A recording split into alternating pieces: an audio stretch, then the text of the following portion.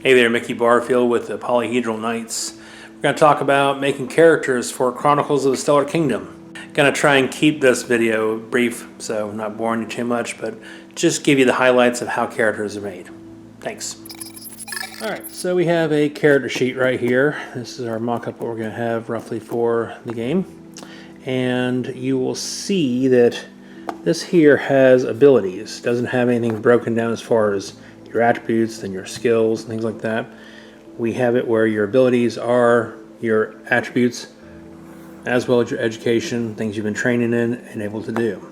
The rating system's all the same, so it kind of keeps it pretty easy. So one of the other key things you're going to be using in this game here, aside from your basic polyhedral set, is you'll be using a D24. Now I know some people might balk about that, but let's face it, most of us have got some set of dice belonging to a certain game and that goes in the dungeon you crawl around that have all these unusual dice on top of your normal polyhedral dice. This here's a D24. But in numeric wise, it's only a slight difference from a D20, and we found that the slight break made this game a little bit better, I think, in a way.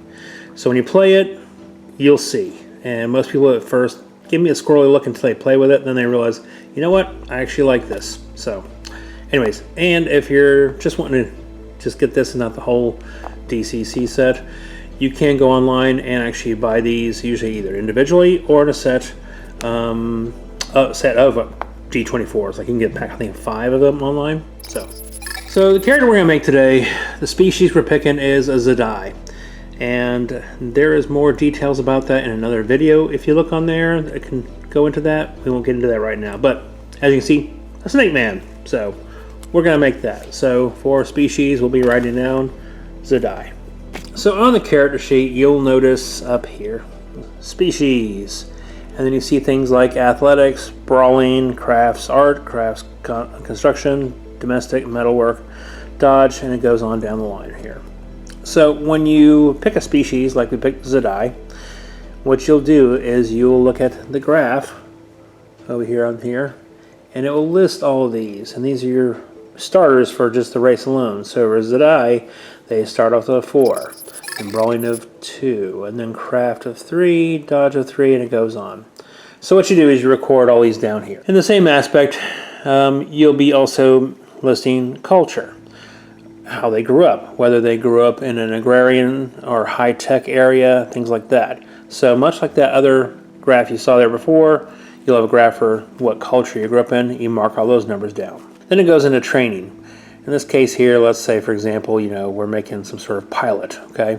You would find the pilot thing and then, mark all those down as well. So once you get that, you get all these numbers here in 3 different columns here, add them up, and that's your base. But you also get a group of points right here, your ability points, that you can spend. So if, for example, I didn't get my athletics the way I wanted it to. Let's say, for example, we had a Zedai of 4, like I said, for the species, and then the culture, and then the training. Let's say it all totaled up to 8. And on a D24, 8 or below is what you're looking to roll. Well, it's not great, so I want to make my pilot a little bit more athletic. So let's say with my 8, I said, you know what, I want to bump this up. I'm going to put 7 more points in there. You have a set amount of points that you can spend for all of your abilities here. And they're 94 points. So out of those 94, that 7 I want to spend for my base 8 will make that a total of 15. So you write down how much AP you spent, ability points. So if I spent, 7 right here, mark down the 15. So when it comes time to roll, if I make an athletics roll, and let's say, for example, with no modifiers, whatever I'm doing, okay? Let's say I'm trying to cross some distance here. So I rolled a 5, okay? So 5 obviously succeeds. Now, the other difference in this game is other games where a 20 is a critical success and a 1 is a critical failure, or vice versa, really. This game's a little different.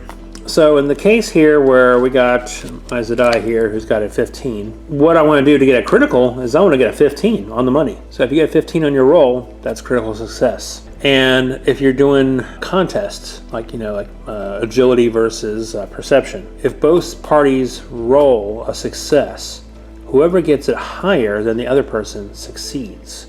So You want to get under 15, but you want to keep it as close to it as possible, just in case you have to do a contest versus somebody. Makes it a little bit more interesting. So in this game, we also have level of hit points. So it's not level game. It's basically levels like if you're injured, badly hurt, desperate, and down. So in this case here, it's going to be based off things like your health. Let's say, for example, my Zadai came out to a total of 20. Okay, what I would do is I would put 20 here, 20 there, 20 there, and 20 there. As the character takes damage, it comes off the first level here. So let's say, for example, I have 20 here, but I took 10, so I would mark 10 off, so I have 10 left. Let's say they got hit again for 11 points. Well, that 11, 10 of it gets marked off that remaining 10, and that one remaining goes into badly hurt. Now, because you're in badly hurt category, you're -2 to your abilities, because they're suffering penalties. And it goes on from there. Your character also has damage bonus, which will be based off your strength, and this is for melee and hand-to-hand. Species abilities, different species have different abilities. For humans, they even have like extra luck and a few more skill points. Movement, how fast you move if you're using miniatures, we're going to cover that into a different video. Luck is what you spend to basically get your fat out of the fryer. And when I go over to the combat video, you can look at that, but it'll also cover for rolling for your abilities. And mystic power points, if you're actually a mystic and you have to use your abilities, your battery draws from here. So you can't just use powers unlimited. There is a certain drainage to it. Characters also then get their talents and gifts, and these are built in creation. You can pick certain things that will help you out and get your character geared more towards what you need. And gifts was things like, for mystics, it's the gifts from the gods. Gifts from the gods give you certain abilities that you can use. Complication.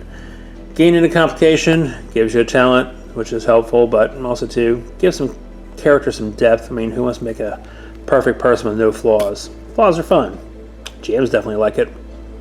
Then you have a place for your weapons, for things like that, and then your damage, shots, certain notes to it, equipment, languages, what you speak. So that's kind of the shotgun blast of what characters are made like. So in our next video, which will be the combat one, you'll see this filled out here, and this way we know more in detail as far as this person's hit points, how good they are at range combat, etc. So, thanks for watching, and thanks for your pledge and your support. Look forward to hearing from you.